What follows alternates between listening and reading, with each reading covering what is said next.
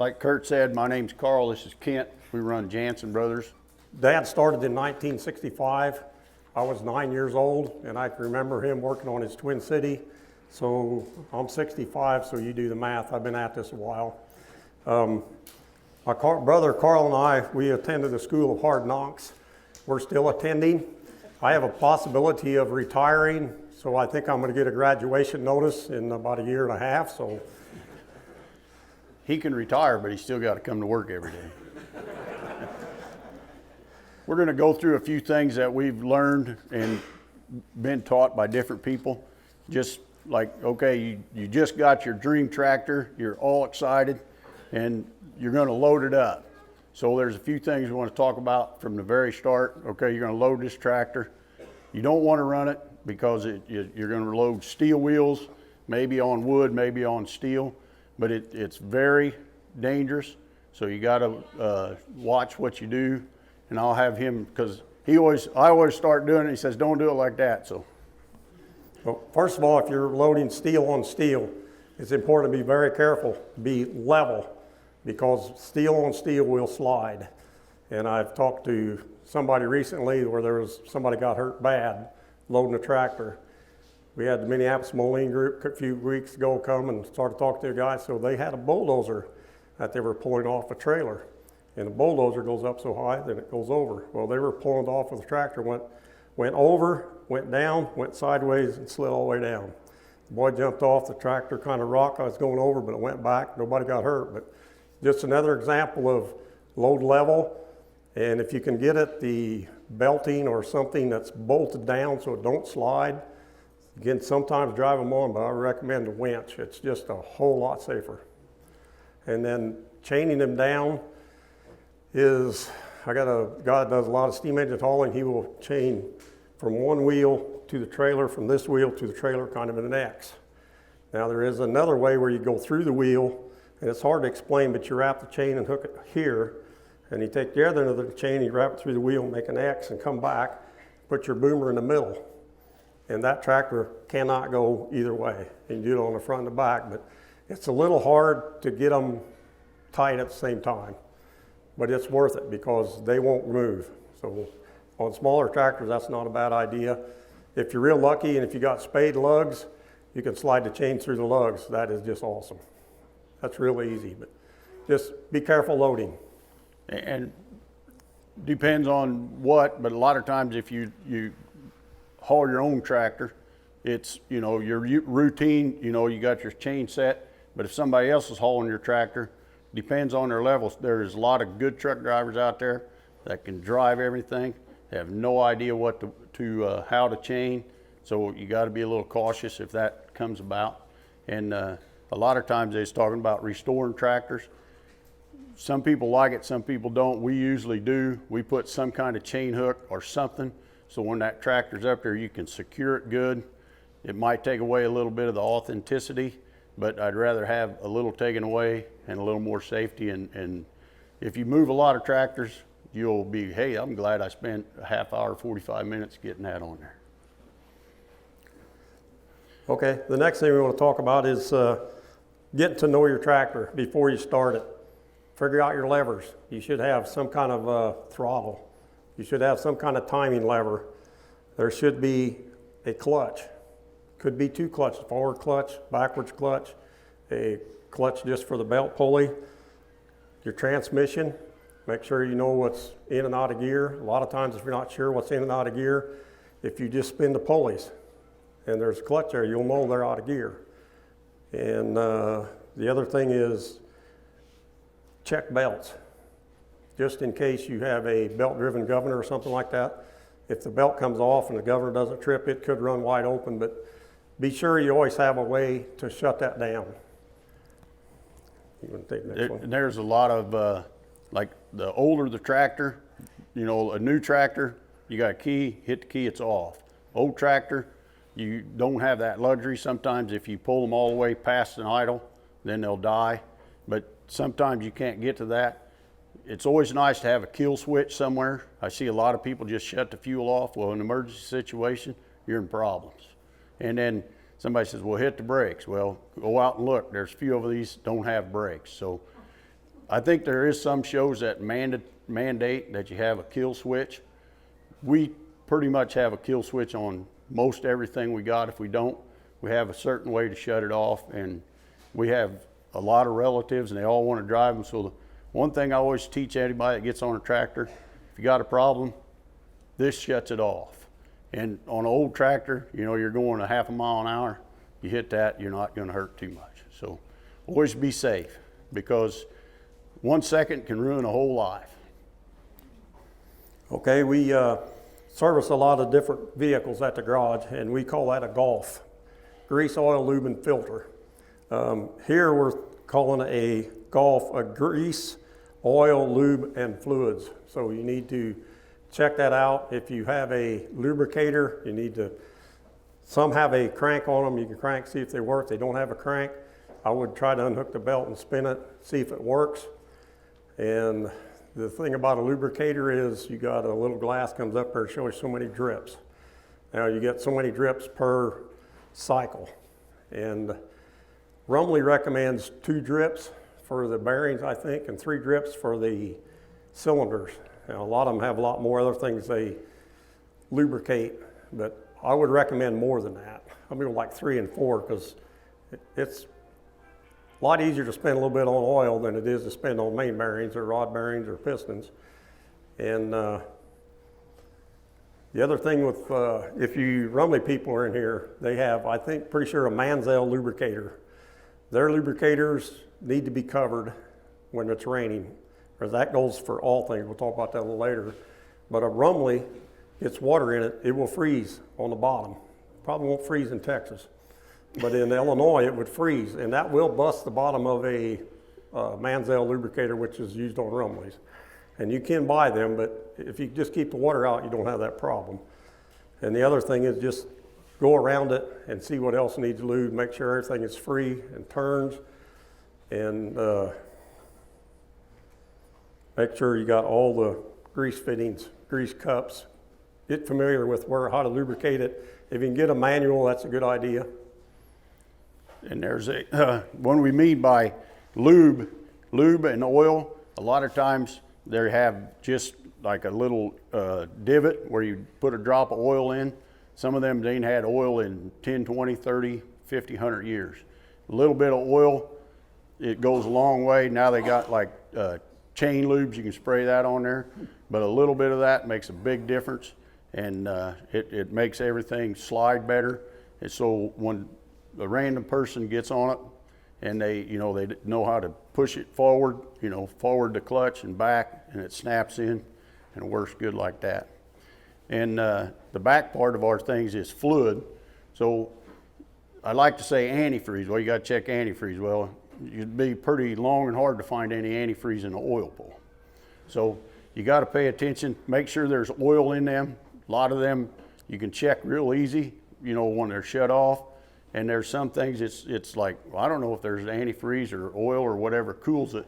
So if you got to run it a little bit and you don't know for sure, then just, start it up, get it to your trailer, and then get it shut off. But don't run them, very long, or make sure that you know that something's in that cooling system that's going to keep that thing cool. Otherwise, you're going to get hot spots and cast iron, maybe there's a little bit on the bottom, nothing on the top. You're going to create some serious problems.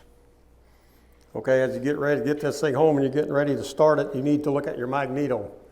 Most magnetos on prairie tractors or anything that old has some kind of trip lever that puts it into an impulse.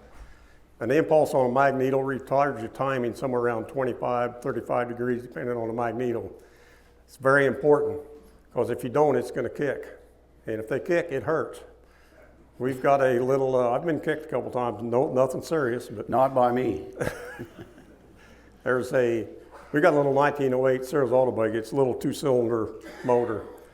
I killed it one day. It has buzz coil ignition. I thought, well, I'll just crank that back up, and it hurt my shoulder because I didn't take time to retard that timing.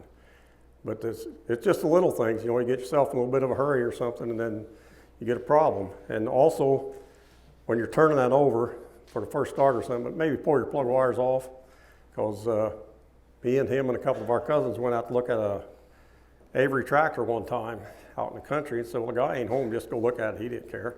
So I went out in the country, and a cousin of mine just looking it all over, and turns the flywheel. It started.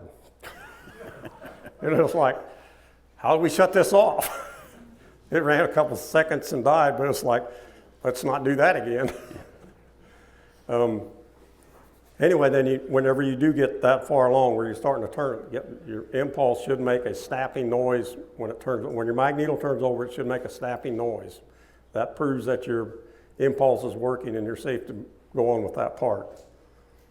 And also, we kind of skipped a part there. Before you start turning it over and that, make sure you know a way to shut it off. You know, because just like that, it started. We had no clue this thing was going to start. I mean, it should have never started. If we wanted to start, it wouldn't have started. But, you know, it's like, how do you shut this off? We didn't want to ruin something. We didn't want to tear. We had no intention of even starting, but it started. So, you know, and that goes with any tractor you got. Don't matter if it's brand new to old. Some of the brand new tractors, you got to go through a whole sequence of safety stuff to start it. Does the key shut it off, or you got to pull like some of the diesels, you got to pull the lever. So make sure you know how to shut it off, because it only takes one time, and the fun is gone. And do the fuel pump. Oh, then fuel pumps on some of the old tractors. A lot of times you can, you know, if it sat for a long time and the guy said it runs, but you got to pour gas in a tank and, you know, turn a valve on or something like that, or prime them. There's all kinds of difference, but if you ain't familiar, if the gentleman's around that had the tractor, he bought it from, ask him, or just study it a little bit. You know, a lot of times the check valves hang up, stuff like that, but you could still be, you know, just have a quart can, fill it up, put your can out of the way, start it up, and maybe get it to your trailer or get it moved, or so it starts, so you can say, okay, you said it ran, now it runs, even though you ain't got fuel. Okay, so now you're ready to crank it up, but you need to prime it like he said, and then you're ready to start it. Some of these old tractors you got to be pretty aware of, because some have cranks, so you know which way it turns over. Some don't have cranks, so you got to make sure you know which way it turns. And some run backwards, some run that way. We have Minneapolis 3570 runs one way. We have Manor 3570 at the shop. It runs the other way. So you kind of got to know, but those have cranks. But you take a 3060 Rumley, the model F and E, and they turn backwards. So actually, if you're looking at the flywheel, it turns clockwise, but if you're consider it backwards, because it just seems wrong. So be sure that you're cranking the right way. Get a hold of the crank. Try to make sure that you're safe. Now, with a regular hand crank thing, usually you're supposed to put your thumb on the back side of the crank so don't kick and break your thumb. You're not supposed to wrap it up like this. You should have your thumb on this side. That way, if it kicks, it pulls it out of your hand. If you wrap it like that, there goes your wrist, your thumb, or something else. And it takes a lot. This is the easiest way to grab it, like that. This is the hardest way to grab it, but it's the safest. And now on a prairie tractor, you're not going to do quarter turns, which is the way you should start most tractors. Now, somebody told me one time, you could always tell years ago the people that had John Deere tractors because they never came to church with their arm wrapped up. So you get it started, you're ready to drive it, but we recommend you don't start it in an enclosed building with two things right in front and right behind it, because you got to figure out which forward and what's reverse. Some tractors have a clutch for forward, some for reverse. Some actually have a marked forwards and backwards, but you got to be aware of what's going on, and also, like they're talking about clutches, make sure they're free. Usually if a clutch is disengaged, you should be able to turn the pulley. Is a good way to check that. The next thing is driving, and this goes a lot of places, visibility. Visibility on these tractors is horrible. We have a tractor, and we're going to run it somewhere in the Prairie View. He's got a minimum of 2 people on it, somebody to drive the tractor and somebody to watch people, because you can watch this way or that way, but directly in front of you, you can't see nothing. A lot of that actually happens with like steam engines, or if you're plowing it someplace, you can't see people. So you got to be prepared or have somebody kind of walk in front of you or keep two, or maybe, they usually have a big enough platform you put 2 to 3 people on them. And most tractor shows would not have a problem with that if you explain to them what's going on, because you just don't see them. And you got to be careful well, it don't matter if it's a big show or a little show. They want to see, if you got a big tractor like that, they want to see it. And, you know, the 2-year-old, 3-year-olds running around, and the older gentlemen's coming up there and they're walking across plowed ground, and they think you can see them and you cannot. I mean, most of the time when we're driving a larger tractor, a prairie tractor, we're looking at that back door because that's where we're headed, because these things don't turn on a dime. And I've seen a lot of times where, like, our spotter will kind of wave us off and stop. I know none of you probably have a golf cart, but somehow golf carts end up everywhere, and they're usually right in front, and, you know, the guy's watching something else and he just ain't paying attention. And I wish sometimes you had an air horn, but we probably have a heart attack everything, because, you know, they're watching other things, and you know, you can't watch everything, so be careful. And that, even with the newer tractors, I mean, sometimes you can't see behind you or in front of you. Just be cautious, take your time, because we don't want anybody to get hurt. We got a note here that says keep it covered. If you're at a tractor show or something like that, most of these have a roof, but if a magneto gets wet, and it goes on all tractors, they're dangerous.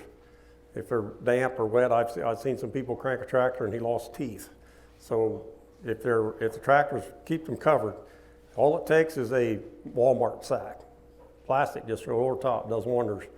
Keep your lubricator covered. All lubricators should all be covered. They're not waterproof. They'll shed water, but most of it's going to go down inside. Unless a few of them may not. And the exhaust pipe is not a bad idea to cover, because we started one of our tractors at half century last year and I got splattered. Yeah, I was glad it was him and not somebody wearing a white shirt that, you know, like a reverend or something. But we did spray a couple people. I told them if they needed a new shirt, just stop by, but nobody came by. I think they kind of wore it like a badge. It's like, hey, I got hurt. But it happens, and it happens pretty regular. And, you know, it's most prairie tractors, even if you cover like your mag and your oiler and your exhaust, there's still water gets places where you don't want it. I mean, a lot of them have like oil that just drips down into pans. It gets in your transmission. Our 3570, if it rains, you can drain the water out of the, it's got little tabs on the bottom to drain each cylinder, and there'll be water in that thing. And I looked and looked and looked. I don't know where it goes, but I don't know. It magically goes through cast iron. I can't figure it out, but it gets in there every time it rains. And, you know, like a 1/4 inch rain ain't gonna hurt, but a 2-inch rain, all of a sudden you look at your oil in there and it's milk. And it's happened. It's every time, and I'm like, I don't know. I just give up. Now when it rains, I just go down there and drop a little bit of oil out, start it up, and we're good to go. We have an Eagle tractor. It has a sheet metal cover over the crankcase, but it runs right down into the crankcase, which runs right down into the transmission. So if you wash the tractor off, you have to drain it's everywhere. So you have to be you kind of damp sponge it. You don't really spray it. That's just the way it's made. I guess years ago, everybody had a shed they would put them in. So keep your stuff covered. And you got anything else? Or last thing we touched on a little bit is safety. Mark, I think, mentioned he had a GP or a John Deere for how many years, and all of a sudden the clutch sticks. These things are old tractors. Some of them been rebuilt, some of them haven't. It makes no difference. Sometimes it just doesn't work. And you got to be a little bit ready for something that don't happen. That's why we like the shut-off switch. If you don't have a shut-off switch, make sure the guy knows how to at least get her slowed down as quick as possible, because I'm sure a few of you guys only look like you've been to 1 or 2 shows in your life, but it happens. You see it all the time. So, and a lot of you guys, I seen when it happens, you're the first guy there to get helped out. So just be safe, be cautious, because we want you all around for a long time. Just a few things that I've learned today and I think need to be mentioned, because the people before us were awesome. I hope you tolerate us. If you're ever cranking over, well, I'm going to say B John Deere, but John Deere, and you're checking for spark and you got spark plug out on the flywheel side, when you turn that over, if it sparks and there's gas coming out of there, it's going to make an explosion. It will burn you. So if you're ever dealing with a John Deere, and a lot of other tractors could do that too. If you're testing spark, let's on an oil pole, for instance, and you're cranking that over, and it happens with a lot of tractors, that compression and that gas mixture comes out, or if you have spark, you're going to have an explosion. So you want to be careful when you do that. Another thing, I think he wants a Lions tractor. most of these timing adjustments on tractors, if you get them started, it's a good idea to put them about as where they run nice, not too far ahead, but if you get too far late on your timing, it's going to cause them to heat up. They'll get a lot hotter. We had one where the timing slipped on one time and the exhaust got cherry red. It's like, what's going on here? So pay attention to that. The clutch sticking.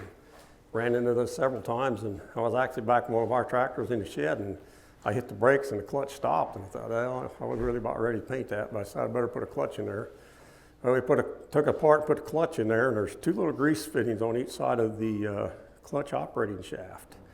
And we split that apart, and there was like a gallon of grease over here and a gallon of grease over here. So some little boy got hold of grease gun and thought, oh, this is fun.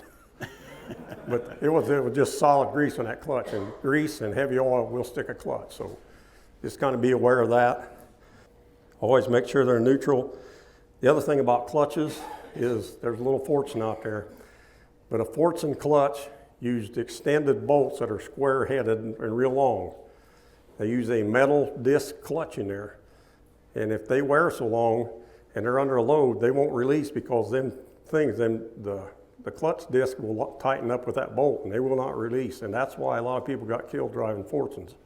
So if you ever deal with one of them, be prepared because you got to grind them flat or do something with them or get new ones. But that's why Fortune clutches don't release. He's just reading my notes, and I know I learned shorthand. He didn't go to school for that. Well, I'm wanting is a picture of Kurt's. Can you bring up your Lion tractor? Yeah. And maybe your big 420. And then I want you to know that's why they're on the picture, because they're Kurt's. Has anybody got any questions? You had mentioned putting bags over magnetos. One thing to remember is when the sun comes out, get that bag off there.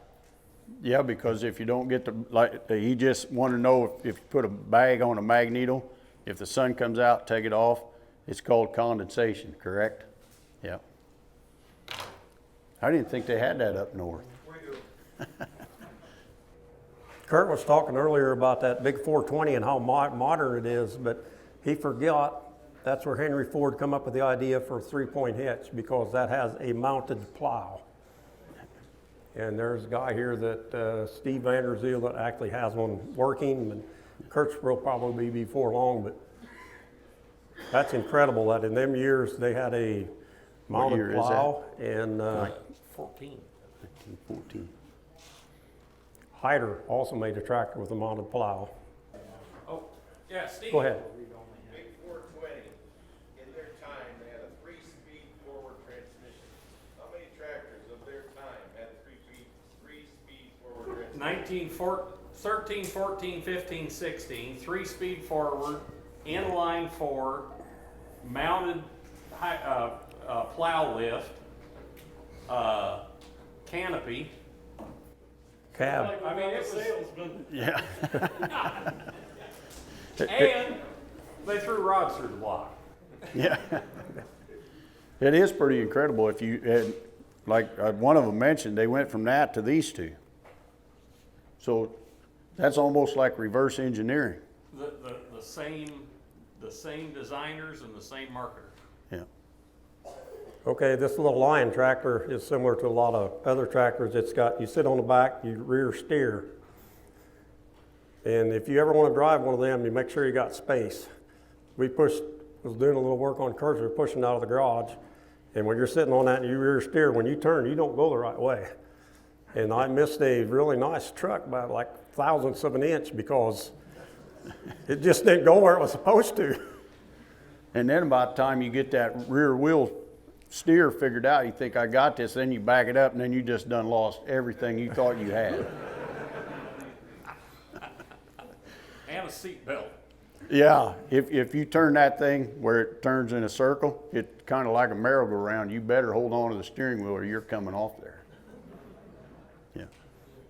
Any Yeah. further? Hey Carl, now's your chance to tell, when we were talking about clutches earlier, now you can talk about the clutch on a beam crawler. We have a bean track crawler, and the clutch is worked. It's got a steering wheel, and then about 4 inches underneath there, there's another wheel. And when you turn the wheel to the right, it'll engage the clutch.